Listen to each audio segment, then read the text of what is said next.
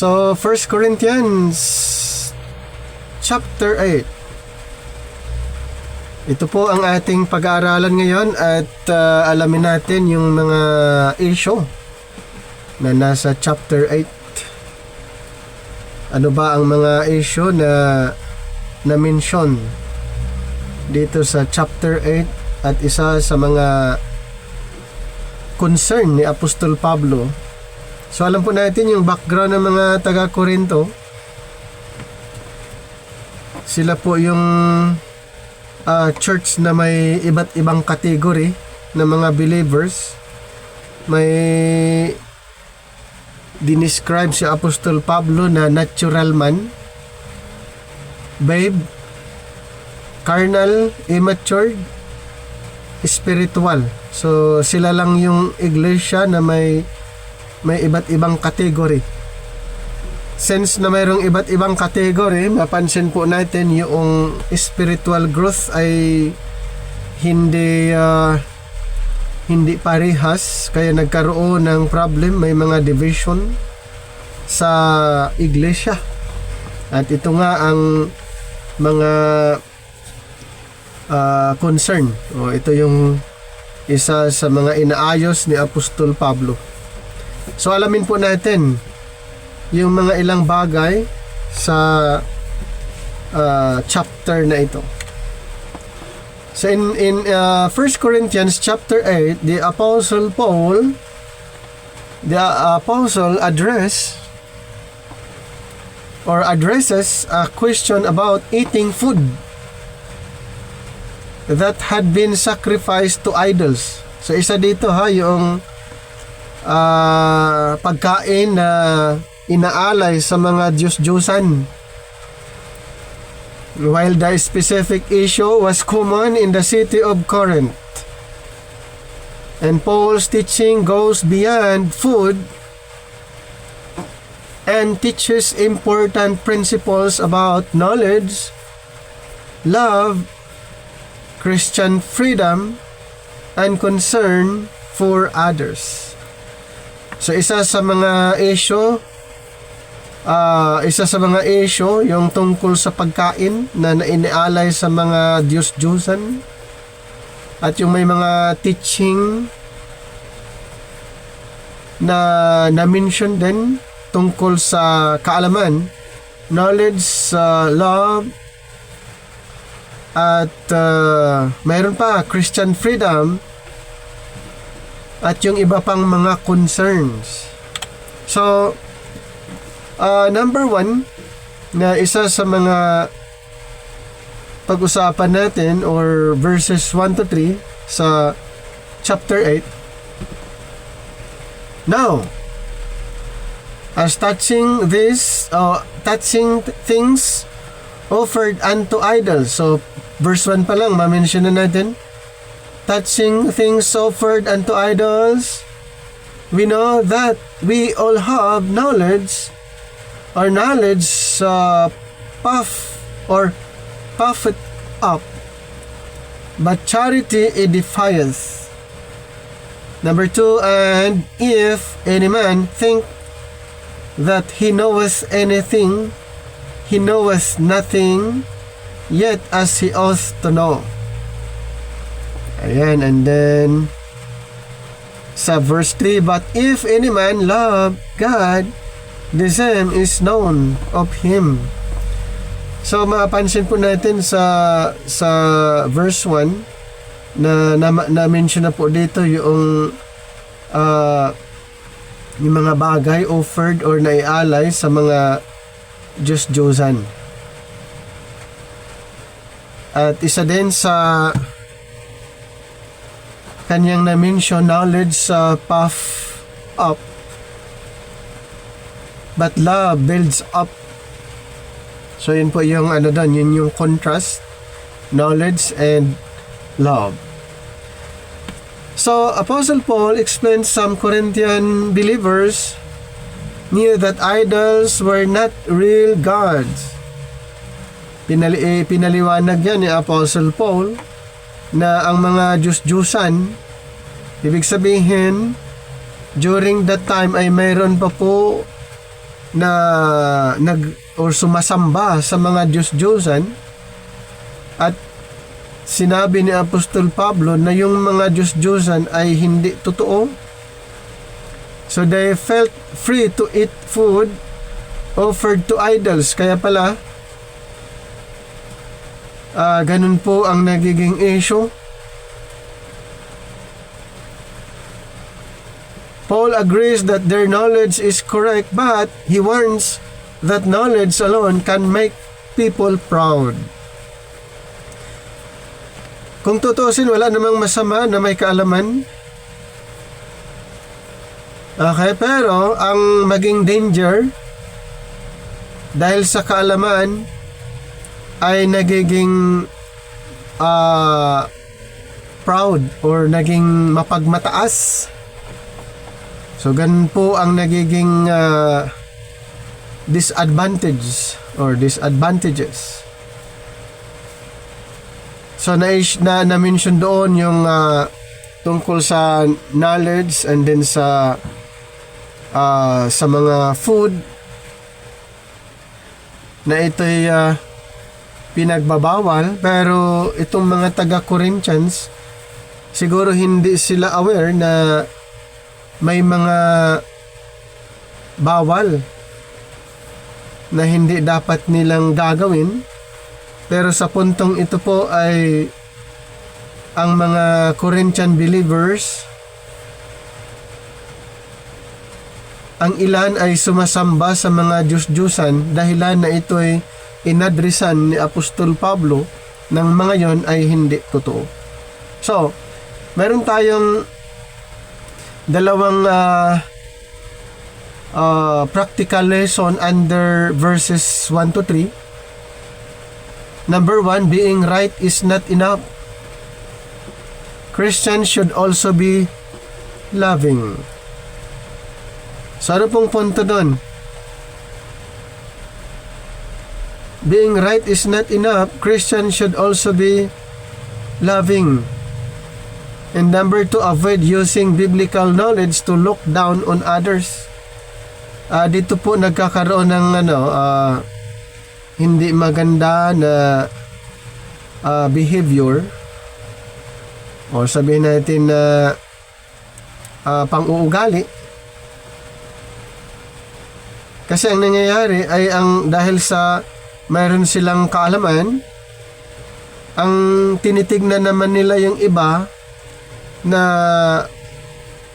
mababa or hindi marunong, kulang sa kaalaman, hindi katulad sa kanila.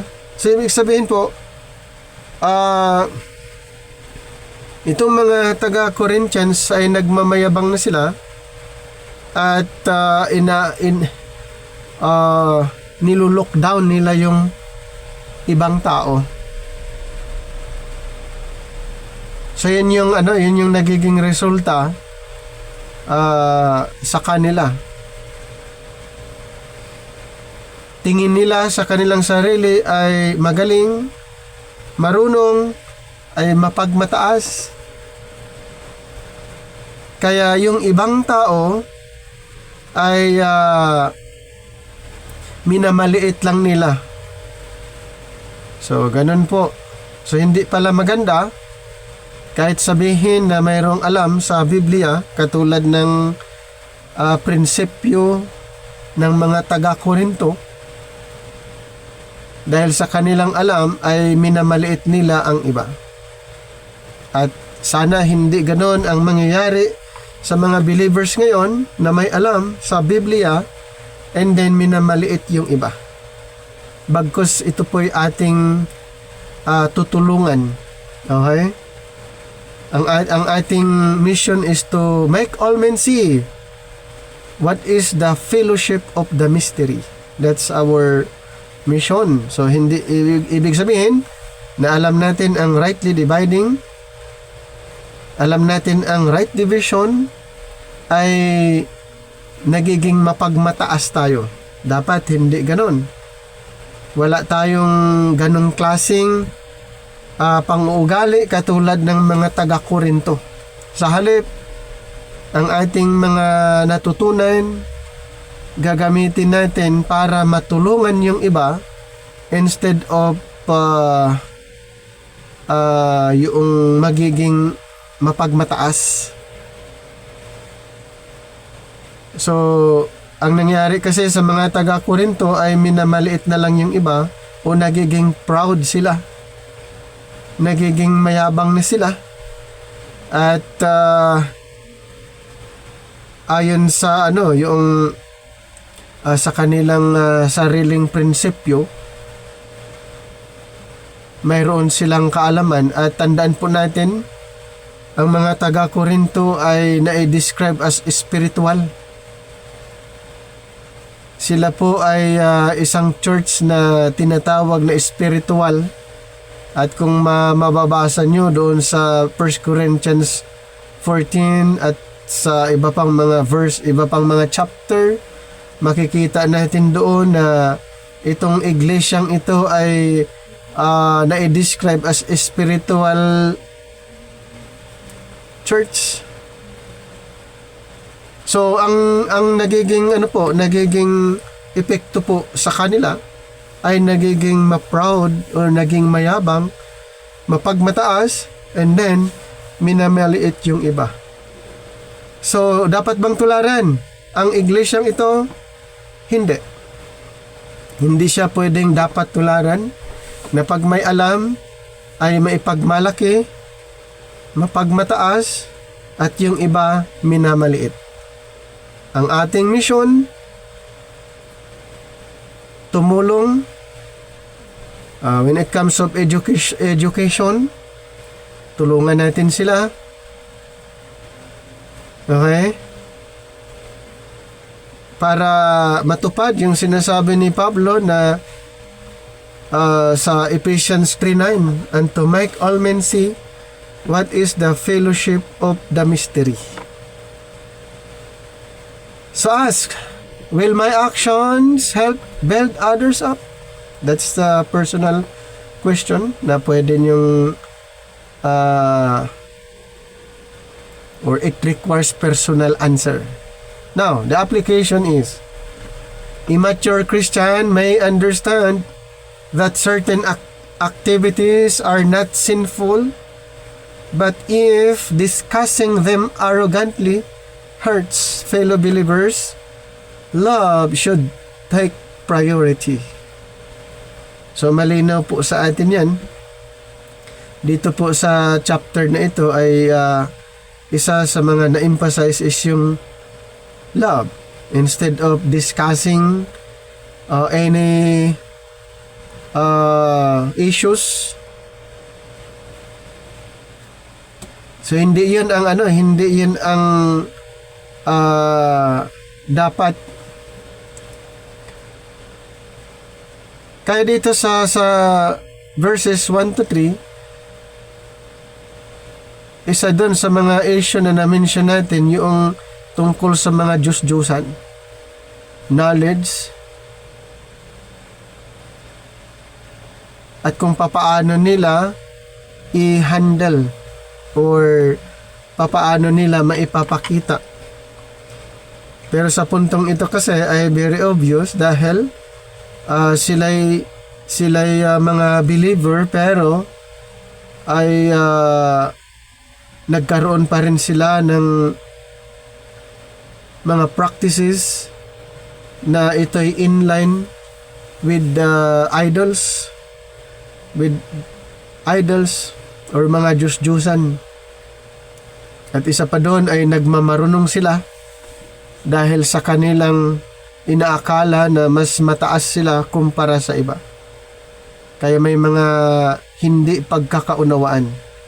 At isa yan sa mga inaayos ng apostol natin na si Pablo. Next.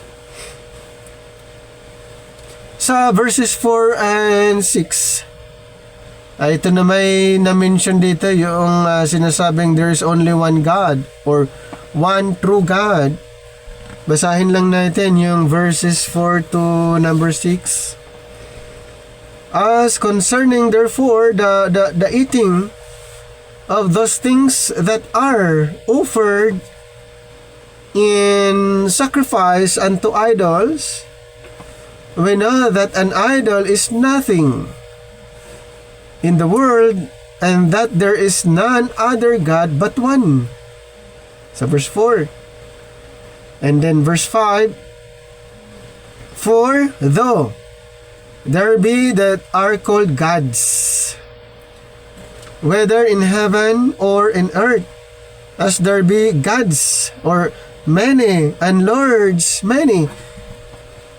Number 6. But to us there is but one God, the Father of whom are all things, and we in Him, and one Lord Jesus Christ, by whom are all things, and we by Him. Balikan natin yung verse 4. So, na-mention ulit dito yung tungkol sa eating na naialay sa mga Diyos-Diyusan. At sabi ni Pablo, we know that an idol is nothing. Ipinaliwanag din niya yung mga Diyos-Diyusan ay walang kabuluhan. The world, and there is none other God. So yung mga Diyos-Diyusan, sinabi niya walang kabuluhan, mayroon lamang isang Diyos. There is none other God but one. Tapos sa verse 5, sinabi pa niya maraming tinatawag na Diyos. They that are called gods, within heaven or in earth, or God. So ito po yung yung talagang matindi nga ang issue sa Korinto, maging tungkol maraming mga Diyos-Diyusan, maraming tinatawag na Diyos. Pero sinabi ni Pablo, isa lang, verse 6. But to us, sabi niya, there's but one God, the Father, of whom all things, and we in Him, and one Lord Jesus Christ. So, ayun po yung issue nga sa Korinto. Kaya talagang maraming issue dito sa Korinto. I-start pa lang tayo nung inaaral natin yung chapter 1. Ang dami ng issue doon. Chapter 2, chapter 3, chapter 4, chapter 5, at dito tayo sa chapter 6, 7, nako issue, iba't ibang issue, ang daming issue. So dito po sa chapter na ito, pinag-uusapan yung tungkol sa mga pagkain, inaalay sa Diyos-Diyusan, at nagkaroon sila nagmamalaki sila na mayroon silang kaalaman, at ito naman, inaalay nila yung pagkain sa maraming Diyos. Ibig sabihin, ina-acknowledge nila yung maraming Diyos. Pero sabi ni Apostol Pablo, there is but one God. Wala nang iba. So, Apostle Paul explains that idols have no real divine power. Yes, idols have no real divine power. So Christian worship one God and one Lord. It was mentioned in verse number 6 now. There are 3 practical lessons related in verses 4 to 6. Number 1, remain devoted to God alone. Remain devoted to God alone. And number 2, do not fear superstitions, charms, or false spiritual powers. Trust Christ. Number 3, trust Christ's authority over every circumstance. Hindi katulad ng mga taga-Korinto. Instead of trusting God, saan po sila nagtiwala? Sa mga Diyos-Diyusan. Instead, ang Panginoon yung pagsilbihan. Ano pong ginawa ng mga taga-Korinto? Doon sila nag-serve sa maraming Diyos. Okay?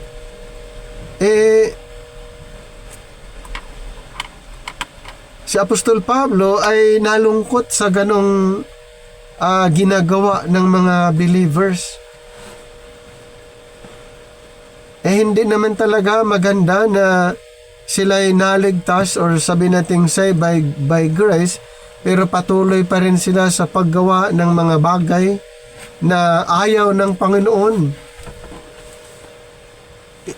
Gumagawa sila ng mga bagay contrary sa gusto ng Panginoon, at yan nga po ang ginagawa ng mga taga-Korinto, dahilan ito'y inayos ni Apostol Pablo. Now, the application in verses 4 to 6, believers should avoid putting ultimate trust in money, success, celebrities, or other modern idols. Next. So, sa verses 7 to 8, the issue here about of not everyone has the same spiritual understanding. So, actually, he was referring to the believers nga dito sa taga-Korinto. So, not everyone has the same spiritual understanding. Basahin lang natin yung verse 7, howbeit there is not in every man that knowledge, for some with conscience of the idol, unto this hour eat as a thing offered unto idol or an idol, and their conscience being weak is defiled. Ito naman yung tuloy pa rin, continuation pa rin sa issue. So every man that knowledge na-elaborate natin kanina yung tungkol sa knowledge, pero iba ang epekto sa mga taga-Korinto yung knowledge. For some with conscience of the idol, unto this hour and eat as a thing offered unto the idol. And what happened to their conscience? Being weak is defiled. So, not all possess this knowledge. Now, some new believers had previously worshipped idols. Yan yung isa sa mga background ng mga taga-Korinto. Bago sila na-convert, bago sila naging grace believers, previously, they were idol worshippers. At ito po ang nangyari, na-convert nga sila sa grace, pero ang karamihan ay ginagawa nila yung mga practices nila or yung mga pagan practices.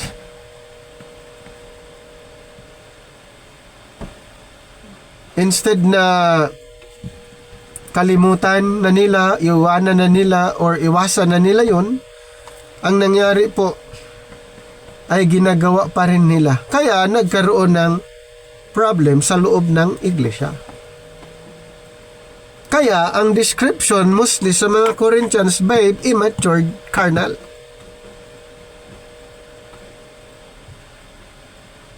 Dahil ginagawa pa rin nila yung mga carnal things. So seeing other Christians eat idol sacrificed food could confuse them or draw them back toward old beliefs.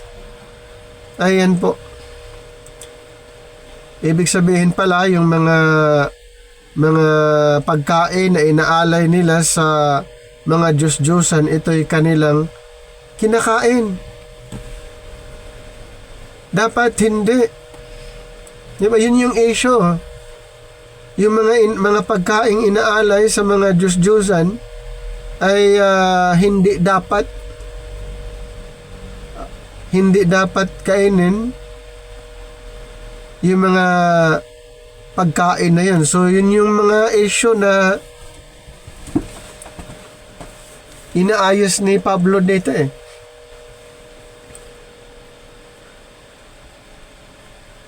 Yun kasi ang kanilang dating practice.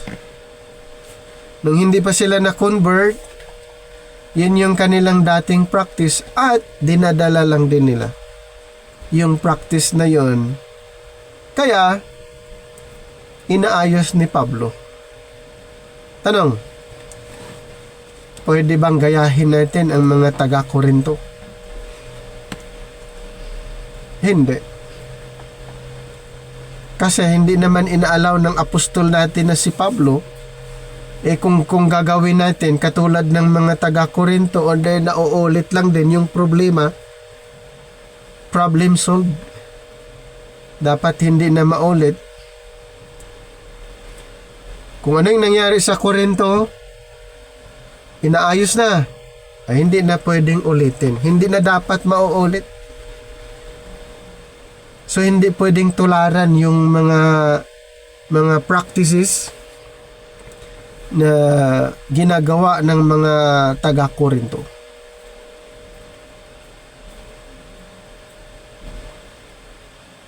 Meron tayong tatlo na practical lesson under verses 7-8.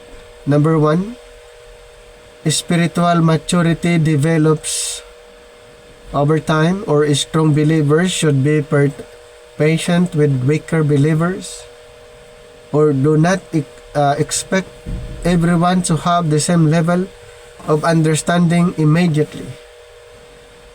So mayroon pong iba't ibang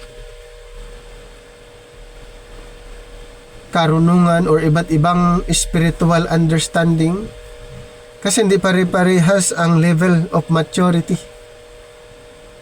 So mayroong tinatawag na proseso. Okay, mayroon tinatawag na process. Kaya papasok pa rin doon yung learning. Papasok pa rin doon yung learning. Ayan. May mga believers na i-describe as weaker believers. Mayroong mga tinatawag na strong believers or spiritual maturity. So magkakaiba ang level of understanding. Sa mga taga-Korinto, very obvious. Kaya na i-describe doon yung babe, carnal, and spiritual. So the application under this set of verses 7-8, when mentoring newer Christians, explain biblical truths gently rather than criticizing them for not knowing everything. So ano po ang dapat gagawin sa mga baguhan? I-explain lang ang katotohanan ng mahinahon at iwasan i-criticize yung kung ano yung alam niya. So yun yung dapat nating iwasan,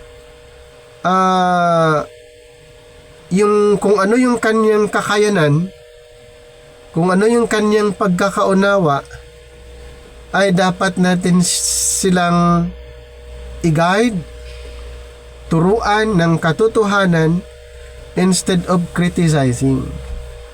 Kasi pag i-criticize mo yung mga iba ang kanilang paniniwala, iba sa iyong paniniwala, masasaktan po yun. Okay? Masasaktan po yun.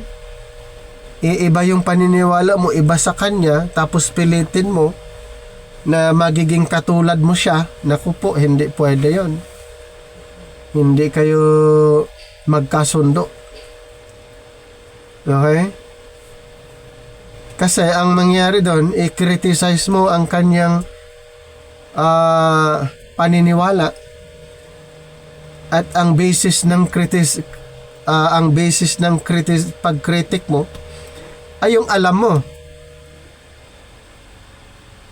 So, ang mangyari, hindi kayo magkasundo. Kaya, explain biblical truths gently. Yan. Hindi yung biglain mo.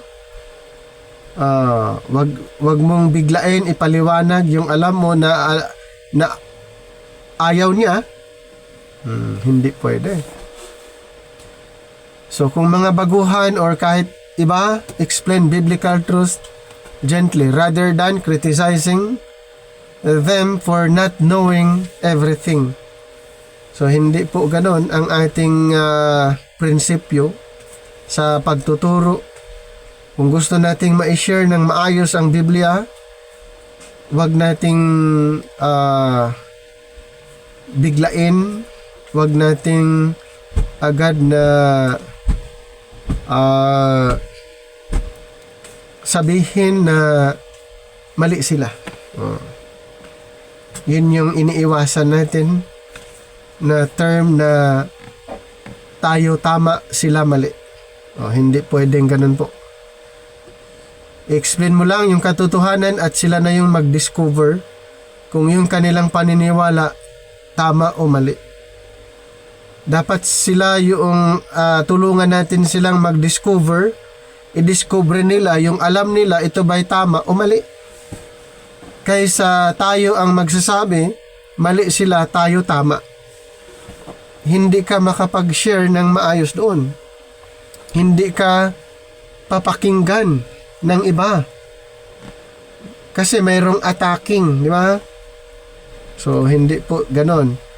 Kung ang role natin, explain yung biblical truth and then tulungan natin sila na mag-discover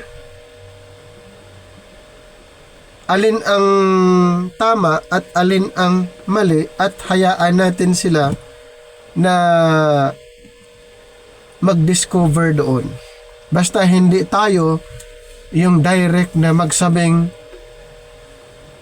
tayo tama, sila mali. Ayan. So, explain biblical truth gently rather than criticizing for not knowing everything. Dito naman sa verses 9 to 12, it's regarding Christian freedom must not harm others. Basahin ko lang. Verse 9 to 12.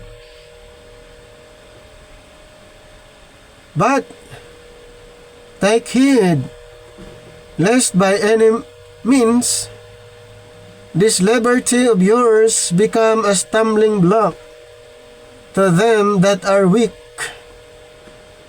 For if any man see thee which hast knowledge sit at meat in the idol's temple, shall not the conscience of him which is weak be emboldened to eat those things which are offered to idols? Number 11. And through thy knowledge shall the weak brother perish, for whom Christ died. 12. But when ye sin, so against the brethren and wound their weak conscience, ye sin against Christ. Mapansin nyo dito na ang laging paulit-ulit na issue dito yung tungkol sa pagkain na inaalay sa mga Diyos-Diyusan at nagkaroon ng panghusga base sa kanilang pagkakaalam, at may mga kapatiran na natisod, may mga kapatiran na na-offend. Ganon yung nagiging dito issue tungkol sa mga pagkain na naialay nga sa mga Diyos-Diyusan. So, hindi sila magkakasundo, mga magkakapatid or kapatiran sa isang iglesia, ay hindi sila magkakasundo, lalong-lalo na doon sa mga pagkain na inialay doon sa mga Diyos-Diyusan.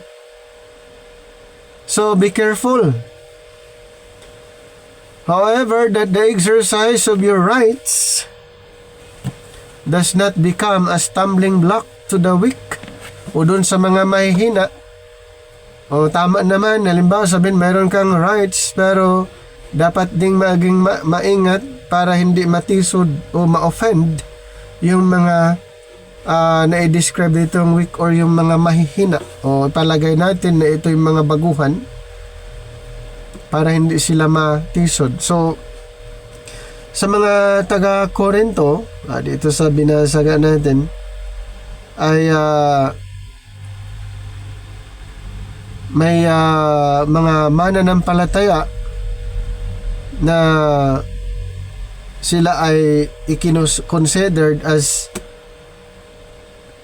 strong believer, pero dapat hindi yun dahilan na yung sa kanilang pagkakaalam ay yun din ang magiging cause ng ang ibang mga believers ay matisod or ma-offend.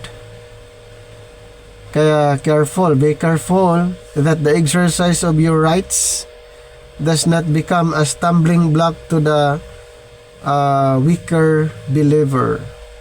Now, Apostle Paul teaches that Christians may have freedom in certain areas, but they should not use the freedom in ways that damage another person's faith. Hindi ibig sabihin na tayo ay natuto. We have rights, we have freedom, pero sa mga certain areas lang po.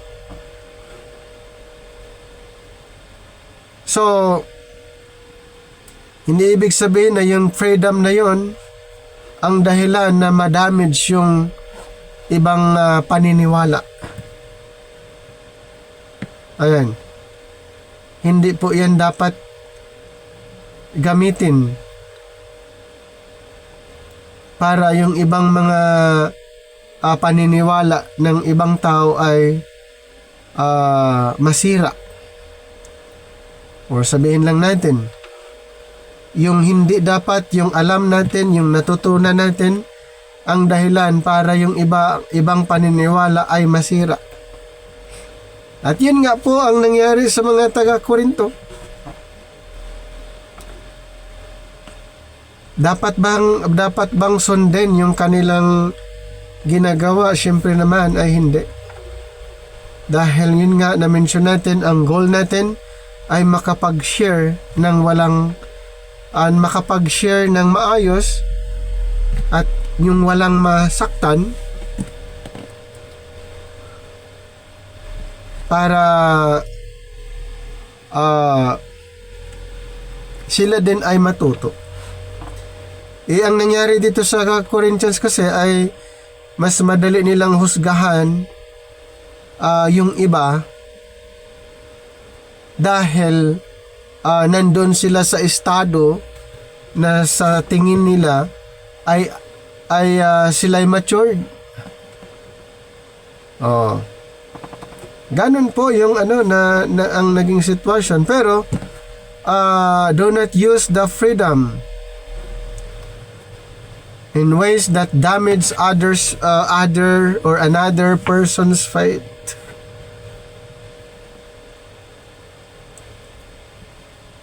So our practical lessons before exercising a right: consider its impact on others. So sa tingin natin, meron tayong right. Pero dapat i-consider din ano yung magiging impact o magiging resulta doon sa iba. So marami tayong pwedeng baguhin sa ating style. Halimbawa, approach. Marami tayong pwedeng baguhin. Baka sa approach natin ay hindi nagugustuhan ng iba. Oh. So mostly ganun po sa uproots. O yung binibigla mo yung iba na halimbawa natutunan mo o natuto ka at biglang binabanatan mo na sila.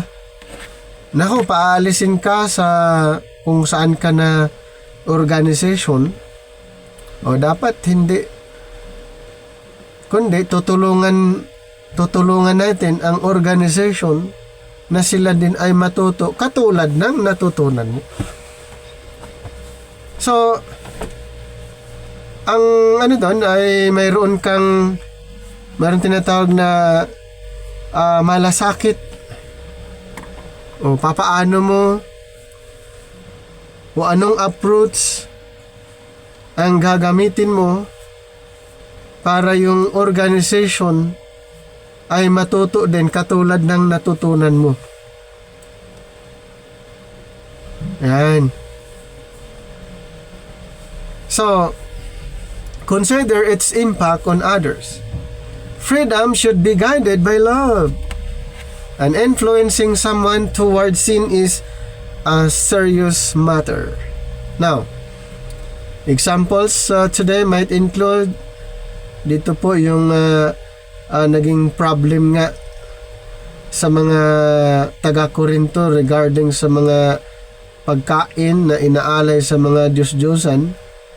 Pero dito po ay may mga problem na nangyayari. Ito na may sa kasalukuyan na nakakasira at karamihan ito ang nagiging lifestyle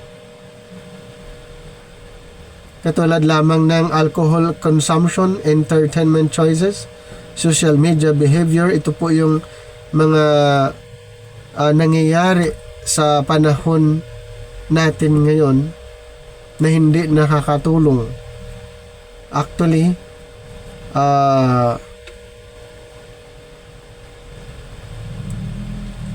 sa isang organization halimbawa, kasi may mga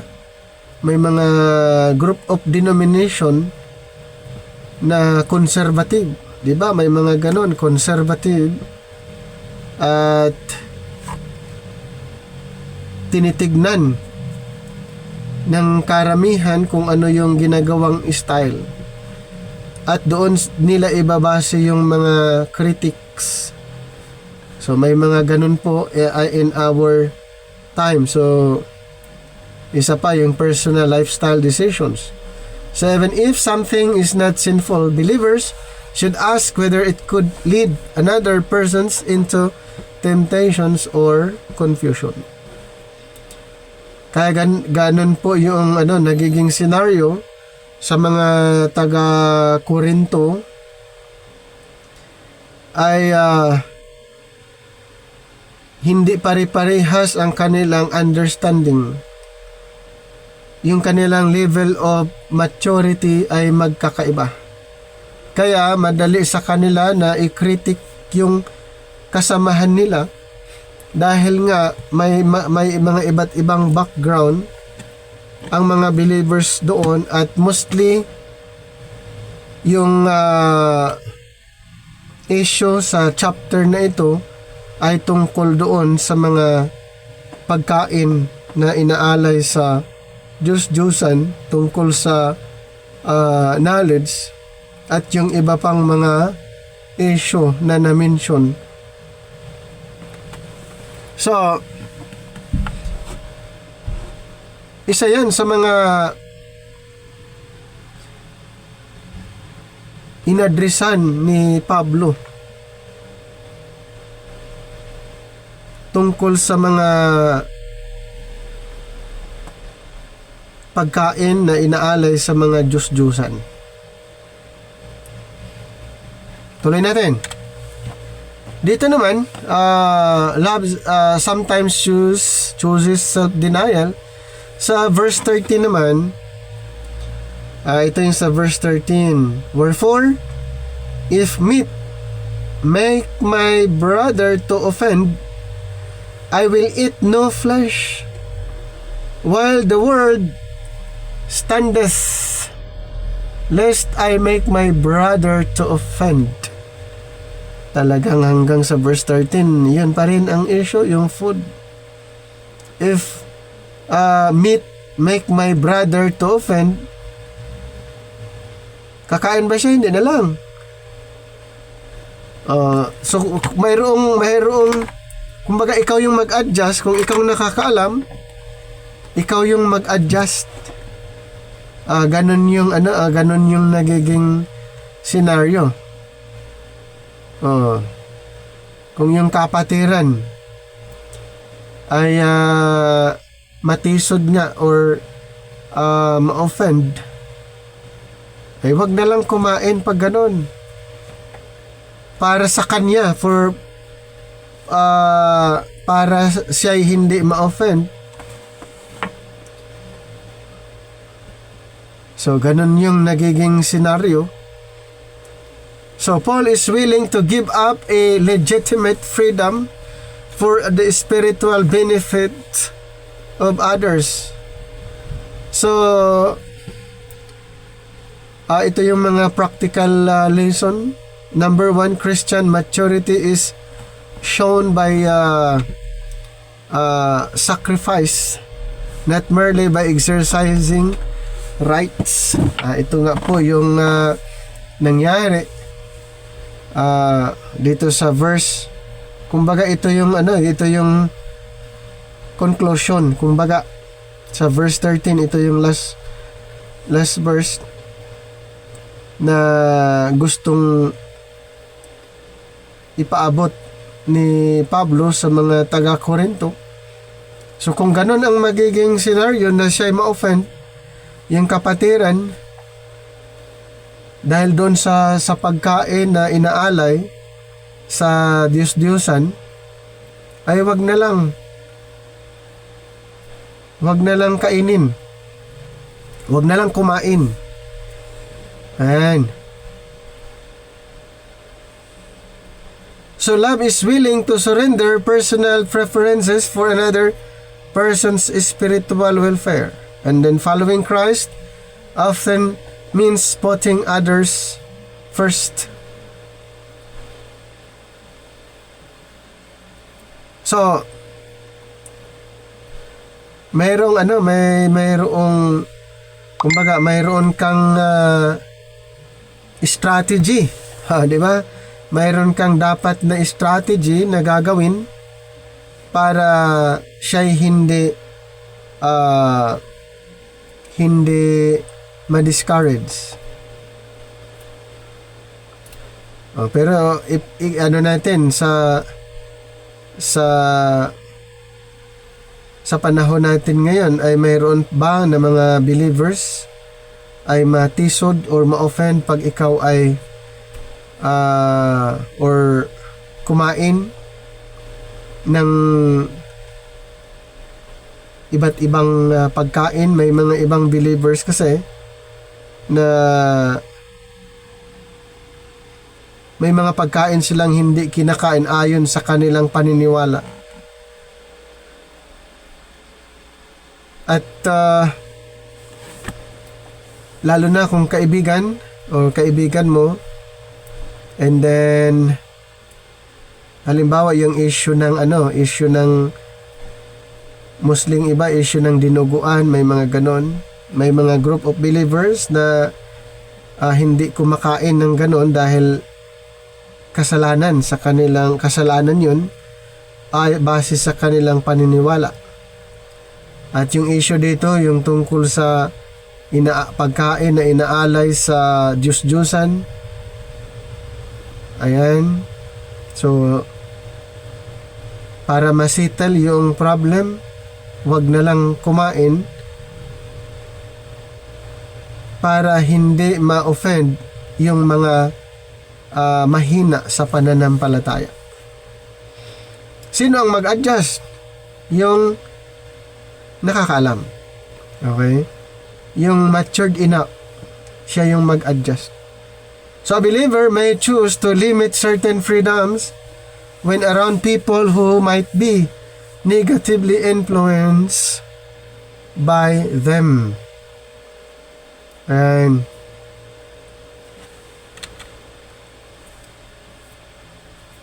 so sa chapter 8, ito yung pinaka-tema.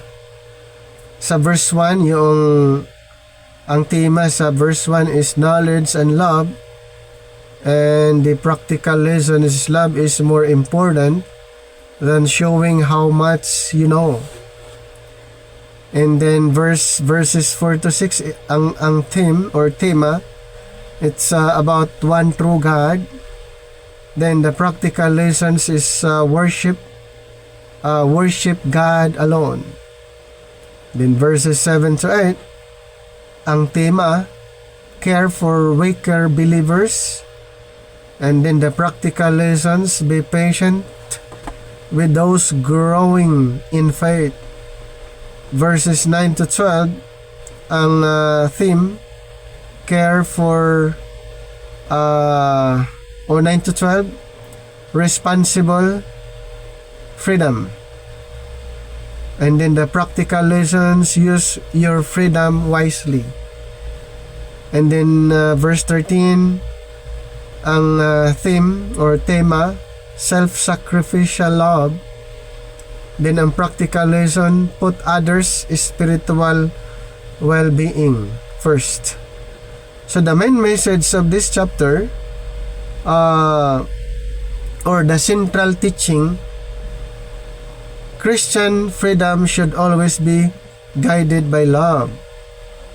So a believer may have the right to do something, but the better question is, will this help or harm another person's relationship with God?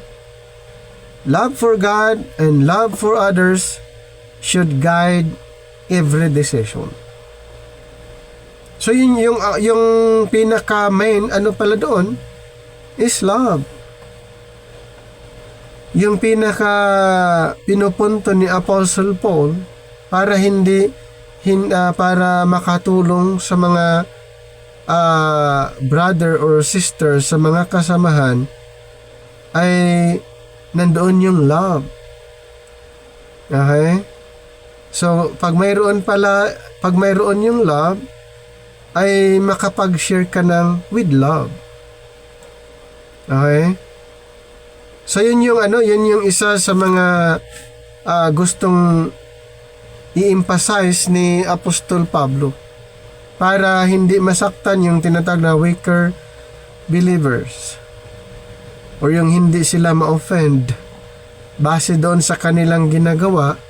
So since ikaw ay matured, mayroon kang pagmamahal, so tutulungan mo siya, i-guide mo siya, tuturuan mo siya na hindi masaktan. Okay? So ito yung kabuuan ng 1 Corinthians chapter 8.